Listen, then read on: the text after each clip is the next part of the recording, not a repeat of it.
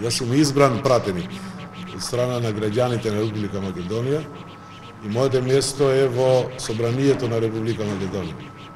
А лажните информации што кружат дека сум се вратил за да се средам, не знам, со председателот на Собранието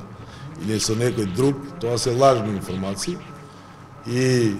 јас би сакал да ги замолам сите медиуми пред да соопштат такви вести, да се обратат кај мене и да се обратат и до нашите потпароли за да утврдат информација, не да шират дезинформација.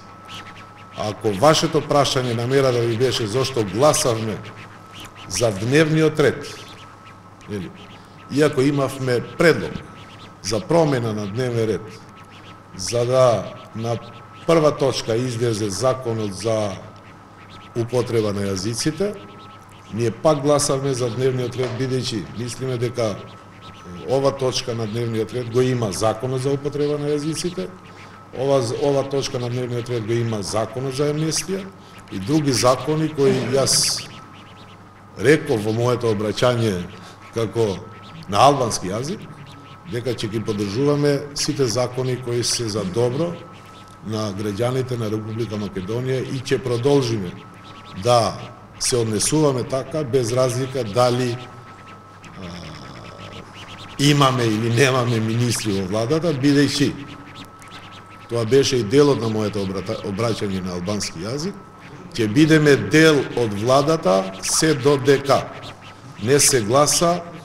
законот за употреба на јазиците. Се надевам дека тој закон денеска, не знам сега кој му е планот на председателот на Собранието, кога ќе дојде за да се гласа, јас се надевам денеска да се гласа тој закон и од тој момент Алијансата за албанците престанува да биде дел од ова владење која имат добиено надимак реформска влада, него од ден на ден се уверуваме ние, па и сите граѓани, дека постанува машина за перење на гревовите, на криминалите и на корумпираните политичари кои се дел од власта. Поред. Ајде.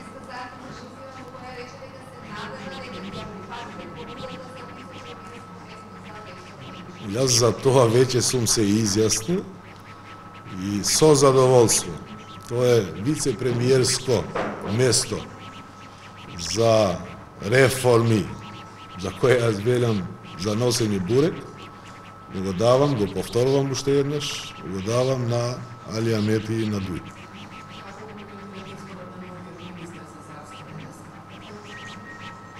Нема што да коментирам, освен делот дека повеќе јасно дека веќе не се работи и премиерот лаже,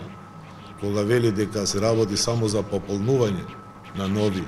места, испразнети места во владата, него се работи за реконструирање на власта. И премиерот докажа денеска дека не стои до договорот кој е постигнат кога се формираше влада. И мислам лично што би коментирал за новиот министер е предлог на премиерот, негово право е да си предложи министер. Се надевам дека целта за толку што инсистира за да го земат ова место не е веќе, ако сигурно сте информирани дека владата на почетокот имаше друг став во врска со градење на нов клинички центар, која е инвестиција од околу 150 милиони евра. Во почетокот ставот беше дека нема да се изгради овој клинички центар, па после се промени ова одлука и веќе со буџетот и се предвидени тие средства и овој клинички центар ќе се изгради, па се надевам дека изборот на новиот министер ќе му служи за вистински реформи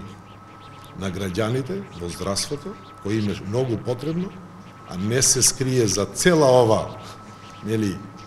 вештачко креирана криза,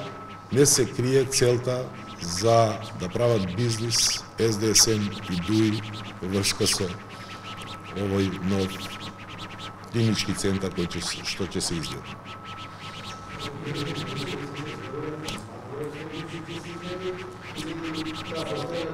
Затоа обратете се до кај премиерот и до кај министерот за